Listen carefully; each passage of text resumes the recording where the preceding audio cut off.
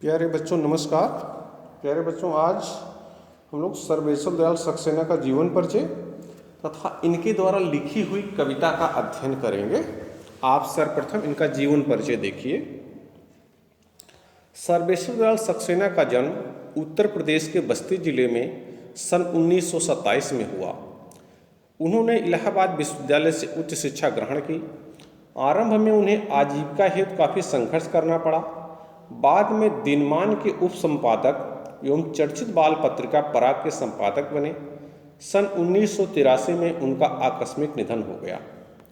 काठ की घंटियाँ, बांस का पुल, एक सूनी नाव, गर्म हवाएं, कुआनो नदी, जंगल का दर्द, खूंटियों पर टंगे लोग उनके प्रमुख कविता संग्रह हैं।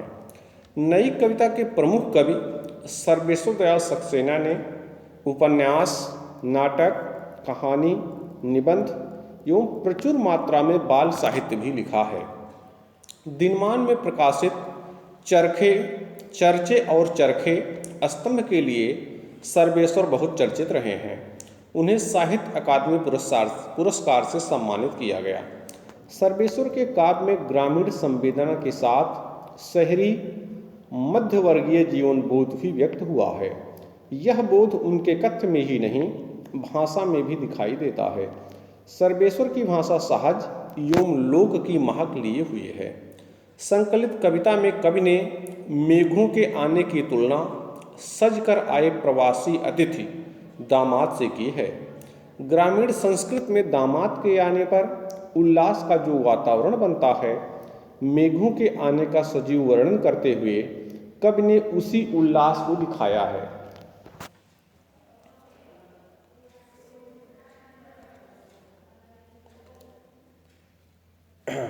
कविता देखिए। तो सर्वेश्वर दयाल सक्सेना का जीवन परिचय आपने पढ़ लिया। इन्होंने मध्यम मतलब ग्रामीण जीवन शैली का वर्णन किया है इस कविता में। और ग्रामीण में क्या होता है, जब कोई मेहमान आता है और उसमें मुख्य रूप से जब दामाद आता है तो उसका अपने ससुराल में बहुत स्वागत सत्कार होता है।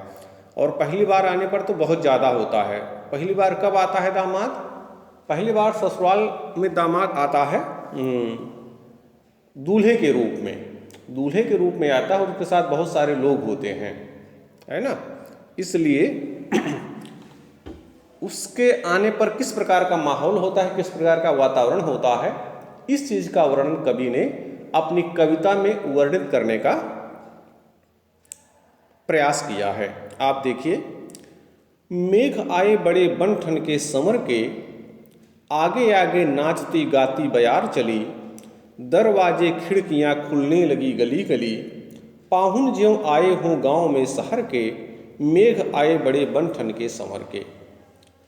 मेघ आए बड़े बन ठन के संवर के, कवि कह रहा है कि मेघ बहुत बन ठन के और संवर करके आए हुए हैं। मेघ बहुत बन ठन के संवर के आए हुए हैं। मेघ बन ठन के संवर के नहीं आ सकता, लेकिन चूंकि कवि हैं, कवि अपनी कल्पना के द्वारा कुछ भी प्रस्तुत कर सकते हैं। फिलहाल यहाँ पर अलंकार का प्रयोग किया गया है, कुछ बच्चे समझ रहे होंगे। जहाँ पर निर्जीव को सजीव बना दिया जाए, मेघ बोल नहीं सकता, निर्जीव है, निर्जीव माना गया है, लेकिन यहाँ पर कवि ने उसको सजीव बनाया है, इसलिए यहाँ पर मानवीकरण अलंकार का प्रयोग किया है कवि ने। आगे आगे नाचती गाती बयार चली। जब मेघ आते हैं, काले मेघ आते हैं, तो उनके पहले आपने देखा होगा हवा चलने लगती है। हवा चलती है तो ये लग जाता है कि अब बारिश होने वाली है। आगे आगे नाचती गाती बयार चली। ये तो जब वास्तव में मेघ आता है तब ऐसा होता है, लेकिन जब मेघ रूपी पाहुन, जब गांव में दूल्हा आता है, दामाद आता है, तब क्या होता, आगे आगे नाचती गाती, तो भी नाचते गाते लोग चलते हैं, लेकिन उस गांव के लोग या उस दूल्हे के जो खास लोग होते हैं, जो रिश्तेदार होते हैं, उसके दोस्त होते हैं, उसके घर की जो महिलाएं भी कभी कभी वो सब भी नाचते गाते उसके आगे चलते रहते हैं। दरवाजे खिड़कियां खुलने लगी गली गली। तो यहाँ पर जब हवा चलती है मेघ के आने से पहले, तो दरवाजे और खिड़कियां लोग अपनी खोल लेते हैं। क्यों खोल लेते हैं? ताकि ताजी ताजी हवा अंदर आ सके। और पाहुन के आने पर, दामाद के आने पर लोग अपने घर की खिड़कियां दरवाजे इसलिए खोलते हैं ताकि उस दामाद को एक निगाह देख सकें। पाहुन ज्यों आए हूँ गांव में शहर के, मेघ आए बड़े बन ठन के संवर के। कवि कह रहा है ऐसा लग रहा जैसे किसी शहर का पाहुन, शहर का आदमी, शहर का दामाद गांव में बहुत बन ठन के आया हुआ है। इस प्रकार से मेघ बहुत बन ठन के संवर के आए हुए हैं। पाहुन जो आए हो गांव में शहर के, कुछ बच्चे समझ रहे होंगे। अगर कविता के किसी पंक्ति में ज्यों शब्द आता है तो वहां पर उत्प्रेक्षा अलंकार होता है। तो इस प्रकार से कवि ने इस पहली पंक्ति में, या आप ऐसे समझ लो चौथी पंक्ति में उत्प्रेक्षा अलंकार और पांचवी में मानवीकरण अलंकार का प्रयोग किया है। आगे देखो, पेड़ झुक झांकने लगे गर्दन उचकाए, आंधी चली धूल भागी घाघरा उठाए, बाकी चितवन उठा नदी ठिठकी, घूंघट सरके, मेघ आए बड़े बन ठन के संवर के। पेड़ झुक झांकने लगे गर्दन उचकाए, हवा के चलने से पेड़ झुकने लगे। और एक बात, क्योंकि हवा चलने से वो झुकते हैं फिर खड़े होते हैं, तो ऐसा लगता है जैसे कोई आदमी उचक करके देखना चाहता हो। कोई जो दामाद आया है, हो सकता है कोई आदमी जिसकी हाइट कम हो या भीड़ ज़्यादा हो या पीछे हो, तो उचक करके उसको देखना चाहता है। पेड़ झुक झांकने लगे गर्दन उचकाए, इस प्रकार से पेड़ झुक करके देखने लगे। आंधी चली धूल भागी घाघरा उठाए, और आंधी जब चली तो उसके द्वारा धूल भागी, जो धूल जमी हुई थी, हवा चलने से वो उड़ करके जाने लगी।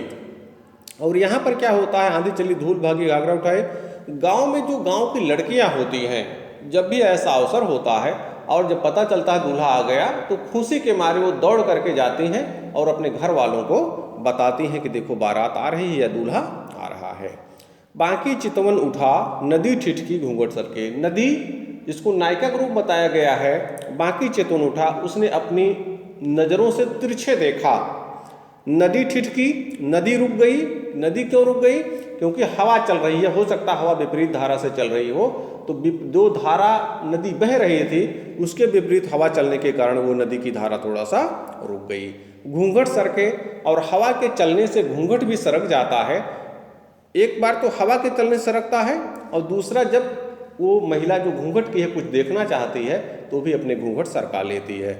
यहाँ पर एक तो हवा के चलने से घूंघट सरक गया नदी का, और दूसरे जो नदी रूपी नायिका है, जो गांव की महिला है, वो उस पाहुन को देखने के लिए अपने घूंघट हटा लेती है। मेघ आए बड़े बन ठन के संवर के, मेघ बहुत ही बन ठन के और संवर के आए हुए हैं। बूढ़े पीपल ने आगे बढ़कर जुहार की, पीपल के पेड़ ने आगे बढ़कर के जुहार किया, माने स्वागत किया।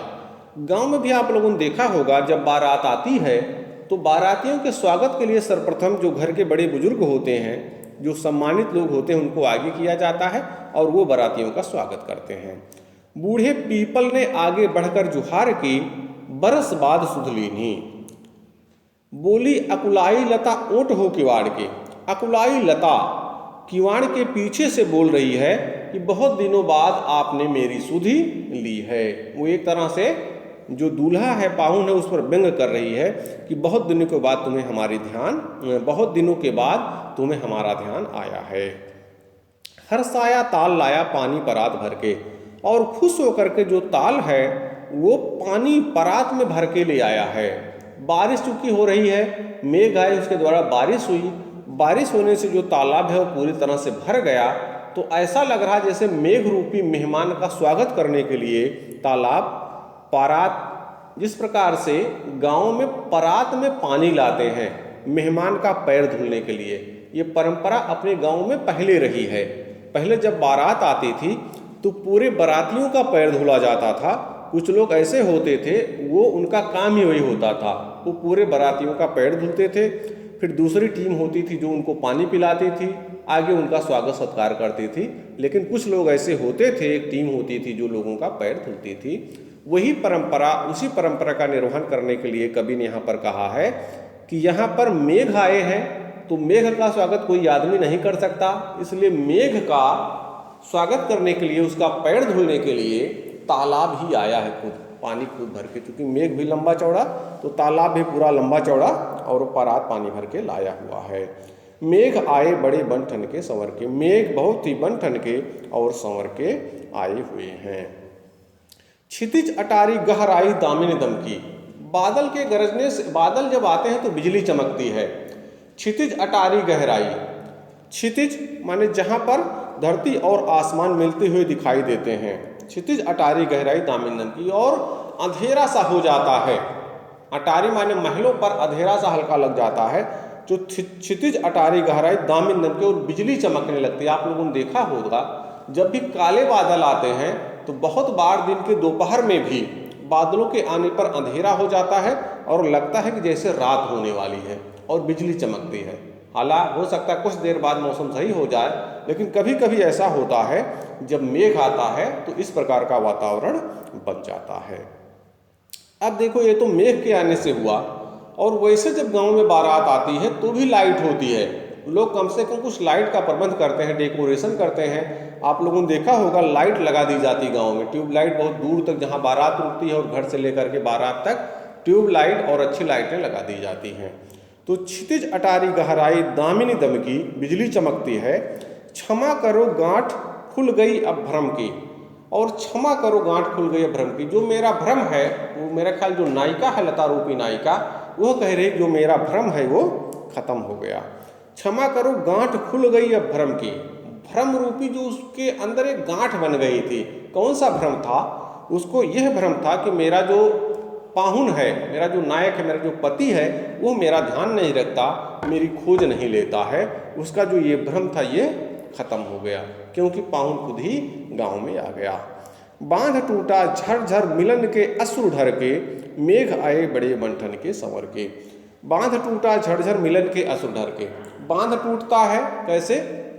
जब बादलों से बहुत ज़्यादा बारिश होती है तो जो बांध बने हुए हैं पानी को रोकने के लिए, उनकी एक सीमा होती है। जब उस सीमा से ज़्यादा पानी बरसता है तो बांध से पानी रिसने लगता है और बांध टूट जाता है। तो ऐसा लग रहा है जैसे मेघ के आने से जो बारिश हुई उससे बांध टूट गया, और बांध के बाहर से जो धीरे धीरे पानी निकलना शुरू हुआ, उससे ऐसा कवि वर्णित करना चाहता जैसे उसके आंसू निकल रहे हों।